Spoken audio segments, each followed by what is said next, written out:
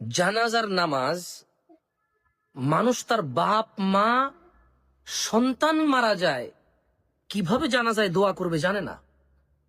জানাজার নামাজ কিভাবে পড়বে জানে না, মানে কি পড়বে জানাজার নামাজ। যেমন আমরা জানি যে ফজর, জোহর, আসর, মাগরিব, ইশা বা নফল নামাজ, ভিতরের নামাজ আমরা সূরা ফাতিহা পড়ি, সঙ্গে একটা সূরা পড়ি, রুকুতে যাই, আমরা সুবহান রাব্বিল আযীম পড়ি, সামি আল্লাহু লিমান হামিদা বলি, উঠি আমরা রব্বানা লাকাল হামদ বলি, আমরা সিজদায় যাই সুবহান রাব্বিল আলা বলি, আমরা বৈঠকে আল্লাহুম্মা সাল্লি আলা মুহাম্মদ আল্লাহুম্মা বারিক আলা মুহাম্মদ আল্লাহুম্মা ইন্নী যালামতু নাফসি পড়ি, আত্তাহিয়াতু পড়ি, আমরা সালাম ফিরাই আসসালামু আলাইকুম ওয়া রাহমাতুল্লাহ বলে আমরা জানি।